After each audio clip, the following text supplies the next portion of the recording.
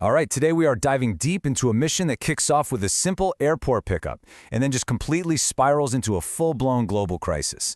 This is a masterclass in how fast things can go sideways in the world of espionage. At its heart, this is a story about transformation. We're going to follow a character who thinks he's a master of the game, only to have the entire board flipped upside down on him. And the stakes? Oh, they don't just get higher. They become a matter of life, death, and national security. And it all revolves around these two guys. On one side, you've got James Reese. He's the personal aide to the U.S. ambassador in Paris, a total chess player, always thinking 10 moves ahead. And on the other side, we've got Charlie Wax. Wax doesn't play the game. He just blows up the whole board. It's the ultimate odd couple, and they're about to tear through Paris. So, our story kicks off in this world of quiet strategy and high-level diplomacy.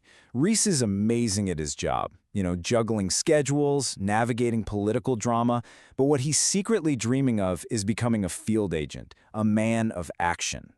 This quote pretty much says it all about Reese. He's precise, he's ambitious, and he is a huge believer in the system.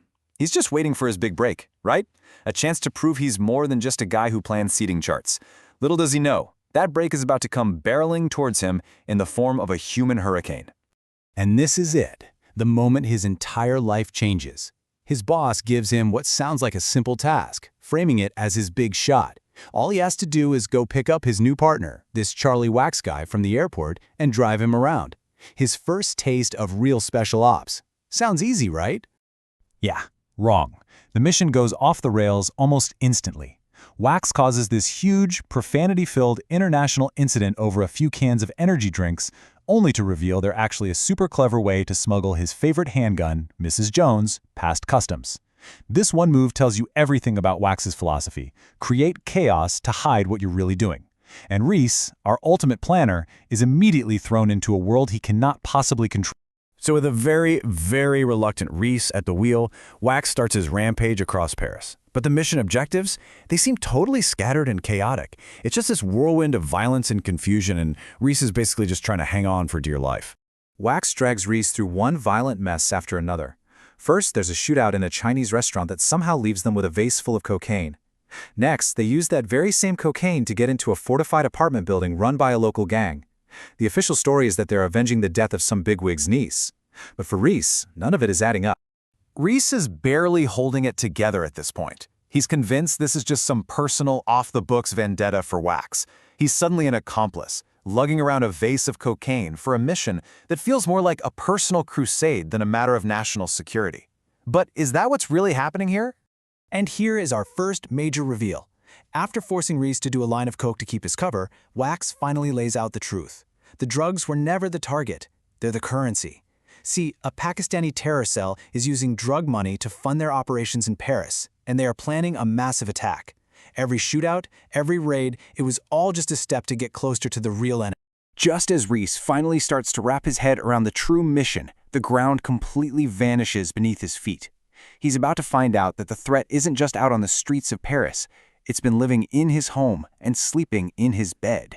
During their latest raid, Wax finds a photo of Reese's fiancée, Caroline, on a dead terrorist's phone. He confronts Reese about it, who is in absolute, complete denial. He trusts Caroline, he loves her, he even had her background checked. To him, it is simply impossible. But Wax lays out the evidence, and it is absolutely crushing. Her best friend is a known Pakistani operative whose number was on every single terrorist's phone. The engagement ring she gave Reese? Yeah, that's a GPS tracker. And their apartment?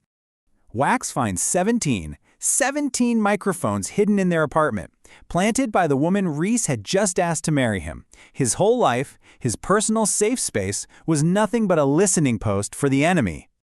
The confrontation is as brutal as you'd expect. When Carolyn gets home, the lies all just unravel, and she doesn't hesitate for a second. She shoots Reese in the shoulder and escapes, confirming the ultimate betrayal. In that single moment, Reese's carefully built, methodical world is completely shattered. Wounded and betrayed, Reese has absolutely no time to process any of it. The terrorists are making their final move, and he and Wax are the only ones who can possibly stop them. This is it, the final, frantic race against time. Everything just accelerates into this desperate race. Wax and Reese intercept the terrorists on a highway, But Reese has a horrifying realization. This attack on the motorcade, it's just a diversion. Caroline isn't with them. Her real target is the international summit at the embassy, and she used Reese's own credentials to get inside, wearing a bomb. And this all leads to Reese's final impossible choice. He corners Caroline. Does he try to appeal to the woman he thought he knew, the woman he still loves, and talk her down? Or does he take the shot, killing her to save everyone in that room? It is the ultimate conflict between his heart and his mission. He tries to reason with her. He desperately tells her that he loves her, but when she reaches for the detonator, he does what he has to do. He shoots her, neutralizing the threat. The meticulous planner, the man who lived by the rules, makes the hardest, most brutal choice of his entire life. And with that one terrible act, Reese's transformation is complete. Wax finds him just moments later, and instead of sympathy, he offers this: grim acknowledgement. Reese always wanted to be a field agent, to be in the club. Well, now he is. He's seen the cost, he's paid the price, and he is finally one of them. So in the end, Reese gets exactly what he wished for. He's no longer just a chess player sitting on the sidelines. But the story leaves us with a really heavy question.